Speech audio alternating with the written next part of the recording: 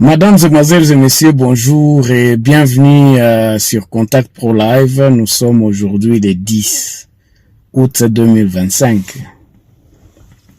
Bandeko nangai, actualité ya semaine oyo, comme je vous avais promis que tokobanda ko expliquer babiloko malembe na ndenge yo tozokende. Nasala nanu le plus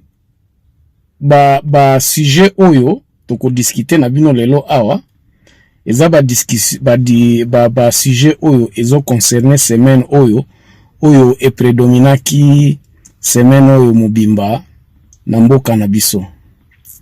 Et les activités qui ont été le plus ezwaki actualité mingi ezalaki attente ya gouvernement tokolobela ngo awa tokokende na côté à est. Quelles sont les choses qui se déroulent là-bas? La semaine oyo ndenge ezalaki, donc position ya AFC M23. Na makambo mususu oyo ezako uta na kota boende. J'insiste beaucoup. Et puis soki ta ezali tokota la lisusu moi position ya batu oyo ya IDPS comparativement na fin de semaine tangu gouvernement et bimi togo lobela bino qu'est-ce qui se passe et notre point de vue sur le point de vue des uns et des autres, surtout na côté à IDPS. Qu'est-ce qui se passe na côté à IDPS? Toko pesa moi point de vue na biso. Alors to bandela nanu na début à semaine tangu to bandai ko ebisa bino ke il y a des choses qui sont en train de se passer et que le gouvernement américain est kotisi biso na position moko très ambiguë. C'est-à-dire que ndenge tozo bunda na niveau moko ya diplomatie, c'est comme si nous sommes entrés, je parle ici du gouvernement congolais, légal, où ils ont dirigé na maman Simon, je connais pas bien son nom là. Et il y a des choses qui se passent là-bas.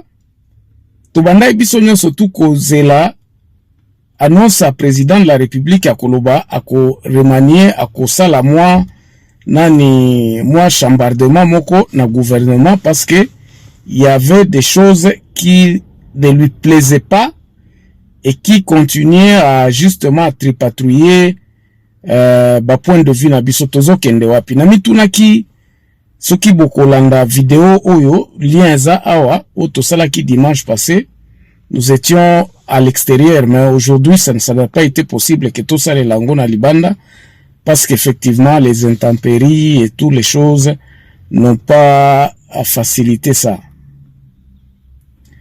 Bandeko nangai, d'abord, le gouvernement américain qui nous dit que non a renvoyé Batu Mokoboye, indésirable na Rwanda.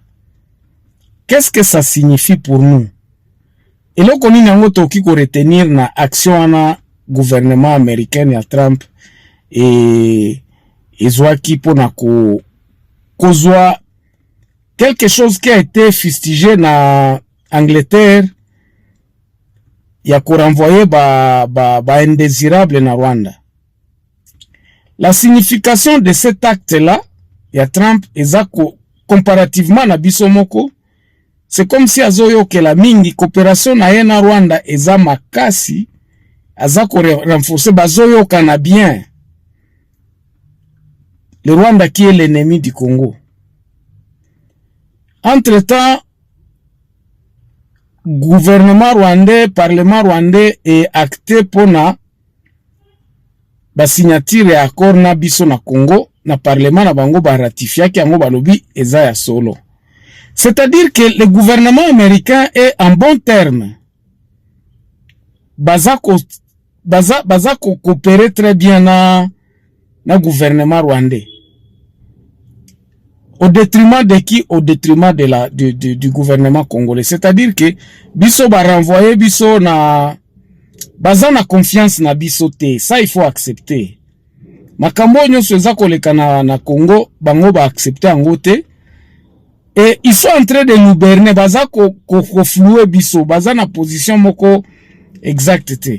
Et puis ils déclareront que jamais le djihad ou bien l'armée américaine ne pourra plus intervenir ailleurs. Et ça nous met dans une position où nous sommes allés demander sécurité aux États-Unis, mais les États-Unis nous disent que non, bon, il faut aussi le sanon makambo ya Doha, tout ça. Entre-temps, la déclaration, il y a AFC, Boyoka Kiango, qu'il n'y aura pas de Doha 6. C'est-à-dire que, bakokende na table ya négociation na gouvernement congolais sans que les préalables ne soient pas mis au bayokanaki ezala appliqué. C'est-à-dire, ba libération ba prisonniers politiques, oyo ba prisonniers oyo baza détenus côté à gouvernement congolais. Et puis boyo kanezate, donc c'est ça le fait zate. Conséquence nango e uti wa e bimi nini? E bimi que comme le gouvernement congolais ne veulent pas appliquer les termes et conditions pour bakende na Doha, bango ba okende na Doha te.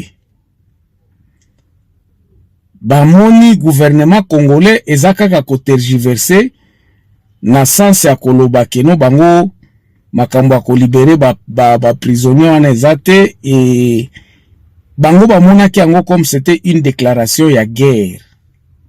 Ça, je vous dis ouvertement, conséquence nango, vers la fin de la semaine, nous avons vu que les combats ont repris vers Walikale et ils ont même récupéré certaines localités, na côté kuna est kakabaza ko extendre, nani na bango. Et le quoi na respect ya ba 10 km, ceux qui 5 km, ba reculer, ezali sous-souté. Dans les Minembwe, na côté à Ruchuru kuna, combat est continué, donc l'AFC M23 bazako continue ko récupérer certains territoires où ezala qui supposait que mando kezala. Bref, il n'y a pas eu de cessez-le-feu. Alors, comme il n'y a pas eu de cessez-le-feu, Bitumbe bandi, Bitumbe est continué, pas bandi mais continué. Et qui sont en train de perdre, nous commençons à entendre encore cette chanson-là. Il y a recul stratégique. Il y a bafar de Seda Wazalendo au Bazako Bundisa AFC M23. Entre-temps, Toyoki, gouvernement congolais, toujours comme dans ces l'hiverne na bango balobaka bazako condamné, il y a eu 300 morts, démentir ango AFC, démentir ango, tout ça. C'est-à-dire la cacophonie continue. Ils ont continué pour nani parce qu'effectivement, parti moko, ils ont respecté la déclaration na bangote. Bon. C'est ça que nous devons en tirer la semaine passée na côté à Bitumba, donc na diplomatie à Congo, où ils ont simba malamute. Ngana lobaki na lobi diplomatie, ezali kaka, libanda te, diplomatie aussi ça doit être à l'intérieur. Or, peuple congolais bandai ko espérer que non, nous allons avoir un cessez-le-feu.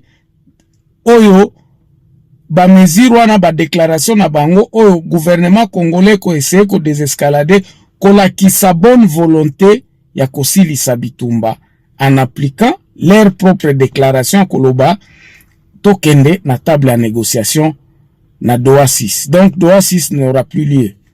Makambo komi awa ezokende kaka na ndenge ya Bitumba. Et là, vers la fin de la semaine, tomoni AFC M23 va récupérer le territoire, Moussoussou va avancer. Et puis, le climat de guerre continue à s'accentuer de plus en plus. Les Congolais vont battre Ninyango et Kosalema. Entre-temps, le président avait déclaré que le gouvernement nae oyo azanango izalaki kokende biente, il faut ça la réchafaudage. Batouba bazeli 4 jours, 5 jours, finalement le président de la République a honoré parole nae que non a ko remanier gouvernement wana. Et nous avions dit que ce n'était pas le moment. To conseiller comme Mukwantombolo que pardon Fachi tika makambo ya ko chafaudage ya kosala ba chafaudage ya gouvernement. Fachi est tombé dans le même erreur. C'est-à-dire aller contre-courant de la volonté du peuple. C'est ainsi que na gouvernement na toyo qui il paraîtrait que Fayulu aboyi kokota na gouvernement wana. Mutu moko kaka oyo poids politique oyo alingi kokota na gouvernement neza Muzito. Muzito qui est entré là-bas. Composition kaka ya gouvernement wana kaka ndenge tolobaki, ça va énerver le peuple effectivement. Tout le monde est à la côté à famille politique et à président de la République, est à la wapi, tout le monde est mécontent parce qu'on dit Batouana ba échoua qui déjà, comment on peut les reconduire. Entre-temps, tant ou totali ba nomination et salemi ezali eloko moko a prometaki que non akobimisa gouvernement o ezali circoncis, donc ezali gouvernement ezali qui a 54 personnes, aujourd'hui c'est 53, donc il n'y a absolument rien. Changement moko ezala quitté. Et même les gens qui s'attendaient à kokota na gouvernement na baboya qui, qu'est-ce qu'on veut? On veut un dialogue. Et qu'il y aura ce gouvernement-là, comme nous lui avons conseillé que non. Gouvernement il faut bima kaka biso nyonso tosi toyokani ke non, tosala ki biso nyonso mabe, tokende na dialogue, parce que tout le monde veut à ce qu'il y ait un gouvernement après le dialogue. Mais Moukantombolo a se décidé autrement, donc c'est comme ça que ça se fait, et tout le monde est mécontent. Aujourd'hui, conséquence na yango eza nini bande konangai. Avant de continuer là, nous bateau boza abonné te, bo s'abonner là on a Contact Pro Live awa. Po tozolo bela awa makambo Congo. Et puis eza succession ya ba idée. Soko la ninga lelo awa te, olandinga lelo, et que l'andaki ba émission passée te, tu ne pourras pas comprendre ce que nous proposons à la République pour désescalader babilo konyo soto kende na ndenge ya liboso. Donc bo s'abonner na nous, bo partager. Bato oyo bazoya bazokota baza ko s'abonner bokozwa ngo kaka parce que tokobanda osala ka récapitulatif. Voilà, donc gouvernement bimi, tout le monde n'est pas d'accord, même à l'IDPS bato baza aigri, comment est-ce qu'il peut faire ceci, biso amoni biso nini, est-ce que ba consultation o asba basala ki pona gouvernement sika, c'est ça qu'il va nous donner. Tout le monde a été déçu. Bandeko. Et sali eloko moko, en tout cas les 2 jours passés, le vendredi et le samedi, internet elinge pasuka na ba colère ba congolais. Ça signifie quoi? Ça signifie que le président de la République s'entête dans ces âneries. C'est ainsi que nous avions dit, président de la République alingi Bitumba. Est-ce que Bitumba ngwa akokoka yango? Qu'est-ce qui nous rassure qu'il va gagner la guerre? Parce que pour l'instant, c'est comme s'il a déclaré guerre. Selon AFC M23 que non, Mutuoyo alingi koyokate. Est-ce que Baloki fachite? C'est ça la question que nous sommes en train de nous poser. Est-ce que Fachi alinga mboka oyo? Est-ce que Fachi alingi makambu oyo? Et si là? Ou bien azoko distraire bisoti tokende soki na 2028 tokende kana modèle oyo? Est-ce que AFC bato basimba mandoki bakotika ye kakati akende ti 2028? Est-ce que vous, le peuple congolais, oyo boza bosili ke li gouvernement oyo boza vraiment mécontent bokozela kakati 2028? Soki to komi déjà na 2020 etikali 2 ans, est-ce que na 2 ans on est organiser ba élection? Est-ce que c'est là qui va nous permettre d'organiser ba élection na ndenge moko oyo que eko sili saba makambu oyo zali? Puisqu'il faut vous rappeler une chose, que ce n'est pas les élections qui sont la solution, ou bien alternative. Non. L'alternative, nous avions dit, Fachi, ozalaki na idée moko ya malamu ya changer constitution, mais ce n'était pas le temps. Les préalables devraient être déjà faites pour que tokene na constitution asika. Batu ya AFC bazako proposer balobi biso tozoya na fédéralisme. Le fédéralisme ne peut pas s'appliquer comme ça, comme une déclaration. Non. Il faut que ça soit préparé. Ainsi donc, biso to bandi ko kanisa ke soki batu ya AFC M23 ba parvenir ko benga na Fachi na makasi, ils vont nous imposer leur mode de gestion, parce que c'est ça le fondamental. Et nous imposer leur mode de gestion, c'est-à-dire que tozala na eloko ya kolobate, parce que bango basimi mandoki, baye na pouvoir na mandoki. Et là, je suis en train de dire aux gens que moi je ne suis pas contre. Disons, je suis contre cette histoire-là. Oh, mukwantombolo akende exil, ou bien baboma mukwantombolo na biso te, makambo wana eza te. Biso tolingi wana te. Mutu nyonso to alingi makambo ya vita te. Hatupendi vita. Njoma na tuko tunasema mukwantombolo aikale, asumulie bien, na angalie intérêt à pays, pas l'intérêt de son pouvoir. Et j'ai expliqué même hier que l'intérêt de son pouvoir pourra être préservé s'il fait la volonté du peuple congolais. Même ceux qui sont à l'est, place AFC M23 ils ont occupé. Bazal sous na posa bitumbate.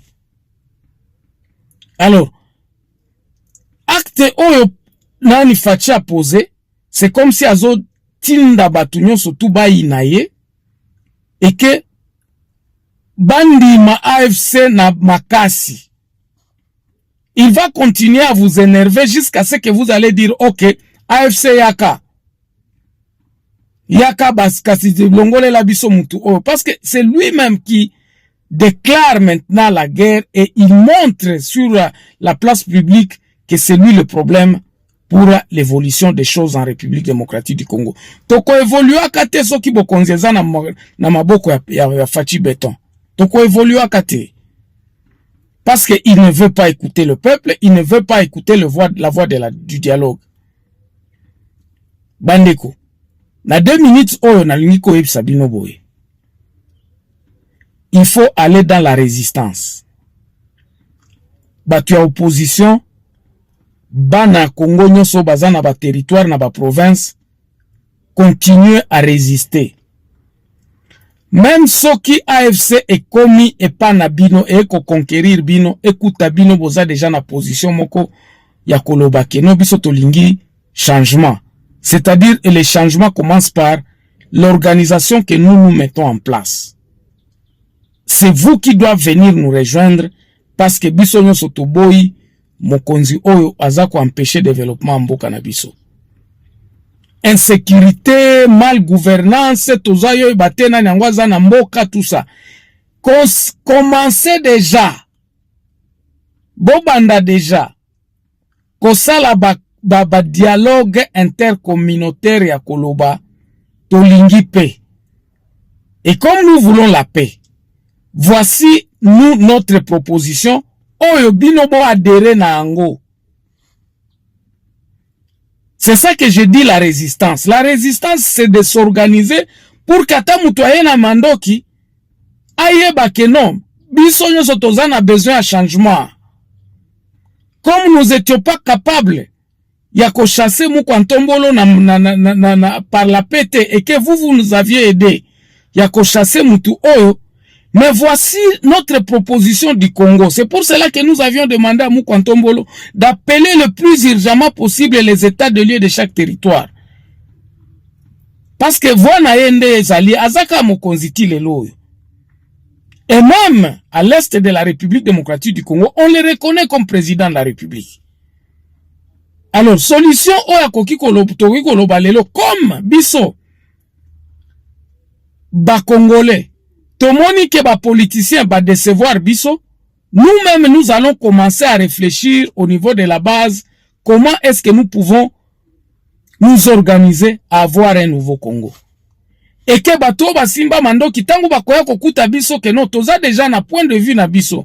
Toko kima lisusu bitumbate. Et ça j'appelle les gens. Nazo benga ba Congolais nyonso. Oyo place AFC za koya ko chasser FARDC. Basoda ya Tshisekedi bakimate makambo akobomana ezate makambo ya koloba o tozo supporter nani bo Réfléchissons Congo maintenant, c'est ça la résistance dont je suis en train de parler ici. Ba chef à ba groupement, ba chef à ba secteur, ya ba territoire occupé ou bien ba territoire non occupé, commencez dès à présent à vous organiser à commencer à réfléchir. Cela va aller dans le sens ya eloko tozo lingato sala dialogue intercongolais. C'est vous les Congolais. Et les Congolais de la base, c'est votre voix qui devra être considérée. Mutu te banda koya a conquérir a komi konome mutu, a komi konome batute. Ayez des gens, bozala déjà na batu na bino ya kolobate, biso awa vraiment, merci ndenge boye, to chasser mokonzi, mais plan na biso pona kobongisa mboka na biso yango oyo. C'est dès lors que vous pouvez vous asseoir avec ceux qui sont avec les armes, pour que boyo kana, banani yango bako diriger, comment est-ce que vous allez faire pour que vous ayez la paix dans vos territoires. Message yangwana ya résistance na zoloba yangwana. Autre chose que ça, si nous ne parvenons pas à nous organiser et que nous n'avons pas une voix au niveau des territoires, batuana bakoya ko conquérir biso et ils vont imposer leur système. Parce que bakokuta biso ngulu ngulu. Mais s'ils trouvent que déjà nous sommes organisés, toyo kana déjà awa ke tolobi bon pona kosilisa makambo nani ya batu ya koboma batu, il y a le FARDC, il y a le Wazalendo, il y a les groupes armés, tout ça. Bino moko bokoki kosilisa babiloko wana en appelant des conférences intercommunautaires de paix que moi j'appelle ici les états de lieu. Oyo bino moko bokoki koloba keno awa na province na biso bien na territoire na biso awamba to mona kike kokoso ezako uta bo s'organiser bo tango M23 kokoma kuna pa na bino bakuta bino déjà boza na position ya kobenga na monguna oyo biso nyoso to komi ko fistige keza mu kwantombolo.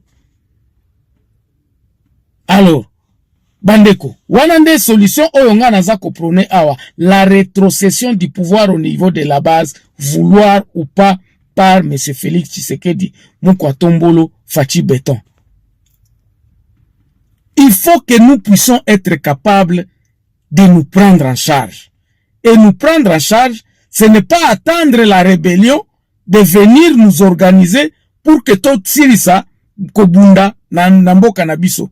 Et kozala kutu facile que ceux qui baye toye lobby a awa boye na biso, c'est comme ça que nous voulons.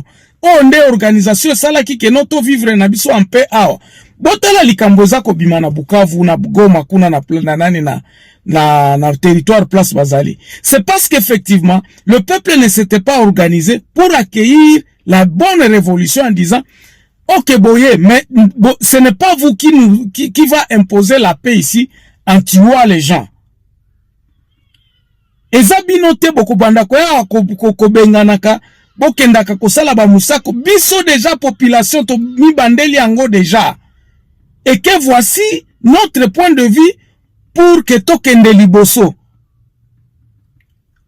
C'est pour cela que nous sommes en train de vous dire bandeko, nous devons résister et nous ne pouvons pas considérer que mutoaza ko ya ko envahir ba territoire na biso ou bien azolinga ya ko dominer biso. Non, personne ne prendra nos terres. Mututa kolongola biso na bamboka na place na mboka na biso abenga na biso. Tozala na ide wana. Alors, na suki ya walelo. Na moni ke boza vraiment boza na posa ke tokendeke mingi to explica kabino mais bosa abonné nanu. Toko suka walelo. Dimanche à lelo nazalaki un peu perturbé, mais tosuki awa lelo parce que na ebaki ke no ifona sala la bino loko moko na YouTube pour expliquer comment est-ce que nous allons faire la rétrocession du pouvoir. Mais awa eza appel kaka moko ya résistance, et la résistance signifie quoi? Signifie commencer à vous appeler déjà au niveau de la base, ba chef de groupement, ba administrateur de territoire, ba sango o bazana kati ya ba territoire, bo sangisa batu pona ko préparer révolution. Et la révolution, c'est vous organiser. Comment est-ce que vous pouvez commencer déjà à réfléchir l'après Fachi? Bokata ba cordon ombilical na Kinshasa, parce que Kinshasa est loko moko et ko uta kuna te. Voilà bande konangai na suki ya lelo na banzi ke toza ensemble, bo s'abonner comme ça tokende na idée oyo malembe. Et ce message est adressé à tous les chefs de groupement qui m'appellent qui m'envoie des vidéos, qui m'envoie de preuves que batu bazoboma na koto. Vous pouvez, bokoki kosilisa koboma wana ya batu. Vous pouvez imposer la paix. Soki bo telemi, kama munasimama imara. Mauaji nyeko nafanya kuile ma territoire, c'est parce que la population ou bien les gens, le peuple congolais ne s'était pas préparé. Ainsi, batuana baye na mandoki, baza na possibilité à organiser, baza ko imposer bino. En imposant, il vous demande d'adhérer à son mouvement pour que vous combattre Babilo Kwananyoso. Or, ça ne devrait pas être le cas. Ça doit être qu'il vous trouve déjà que non, awe pa na biso babo makalisu mutu na machete te. Awe pa na biso mutu asimba kalisu mandoki te. Alors, soki bolingi to sala biso na bino, voici notre organisation, autotie en place pour na peuple zala na kimia na territoire na biso.